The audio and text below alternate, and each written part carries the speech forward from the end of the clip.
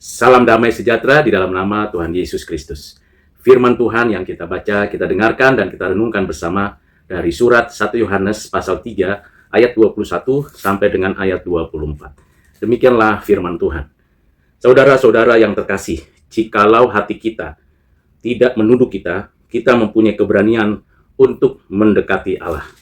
Dan apa saja yang kita minta, kita memperolehnya dari Dia. Karena kita menuruti segala perintahnya dan melakukan apa yang berkenan kepadanya. Inilah perintahnya, supaya kita percaya kepada nama Yesus Kristus, anaknya, dan saling mengasihi sesuai dengan perintah yang diberikan Kristus kepada kita. Siapa yang menuruti segala perintahnya tinggal di dalam Allah dan Allah di dalam Dia.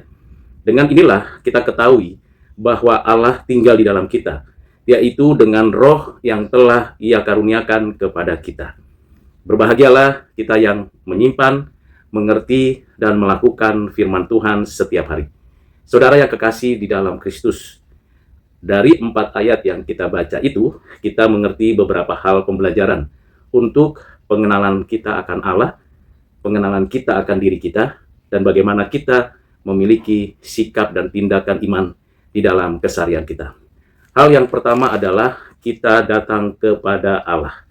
Datang kepada Allah merupakan sebuah anugerah yang memberikan kepada kita satu kehormatan untuk bisa beribadah kepadanya, berbicara kepadanya, menyampaikan segala hal yang kita perlukan untuk memuliakannya. Karena itu saudara, kita bisa menjumpai Tuhan setiap waktu, dimanapun dan kapanpun, untuk memohon belas kasihan Tuhan. Dan kalau kita bisa melakukan itu semua karena anugerah Tuhan, bukan karena kita kuat dan hebat. Hal yang kedua adalah kita meminta menuruti perintahnya.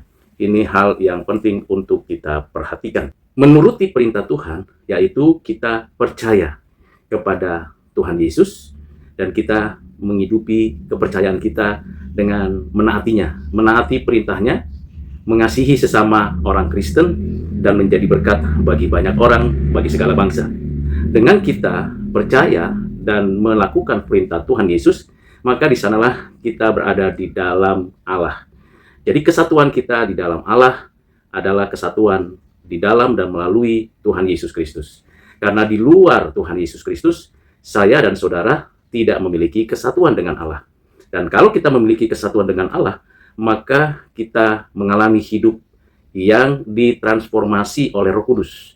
Roh Kudus memimpin kita ke dalam seluruh kebenaran untuk sungguh-sungguh kita memuliakan Kristus, dan melalui ketaatan kita kepada Kristus, kita hidup di dalam Allah.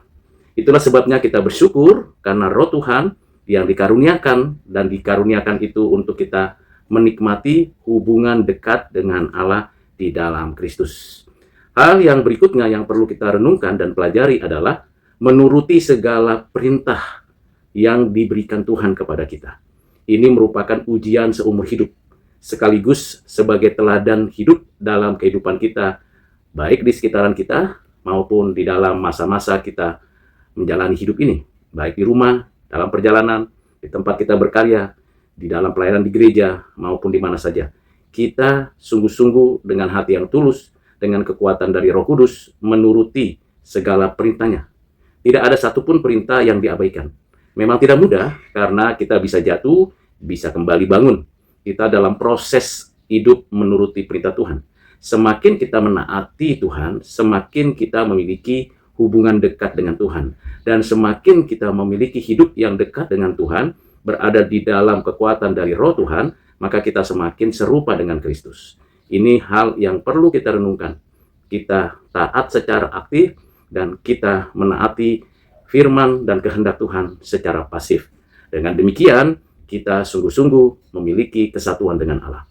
Hal yang ketiga atau yang terakhir ialah kita saling mengasihi di dalam Kristus dan melalui Kristus. Seperti yang sudah dijelaskan pada ayat-ayat sebelumnya, bahwa kita mengasihi sesama orang Kristen.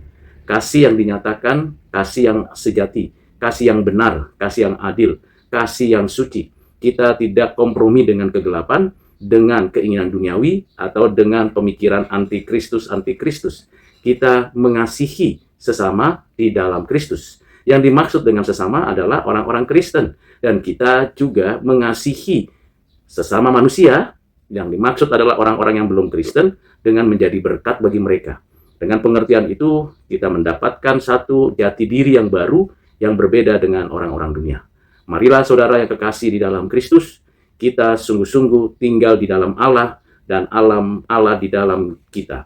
Dan kita percaya bahwa Roh Tuhan yang bekerja di dalam dan melalui hidup kita, memimpin kita, mengarahkan kita menjadi orang-orang Kristen yang semakin hari semakin serupa dengan Kristus, yang rendah hati, yang sabar, yang penuh keberanian, dan sungguh-sungguh menjadi saksi kebenaran di dalam segala hal. Kiranya Tuhan menolong saya dan saudara menjadi pelaku firman, dan setiap hari kita melakukannya tanpa ada sesuatu yang kita tinggalkan. Nama Tuhan kita tinggikan setiap hari, dan kita mengerjakannya itu dengan penuh sukacita, penuh keberanian, karena di sanalah kita menjadi saksi Kristus. Sebagai saksi Kristus, tentulah kita tidak sendirian, karena ada Roh Kudus yang mengingatkan kita apa yang harus kita lakukan dan apa yang harus kita hindari. Dengan kekuatan dari Roh Kudus, kita mendapatkan juga kemampuan untuk melayani dalam bidang kita masing-masing sesuai dengan kapasitas yang Tuhan sediakan. Kiranya Tuhan menolong saya dan saudara menjadi orang-orang Kristen yang tidak hanya memiliki identitas administratif saja, tetapi sungguh-sungguh memiliki identitas yang hidup dan yang menghidupkan. Tuhan Yesus memberkati saudara sekalian. Amin.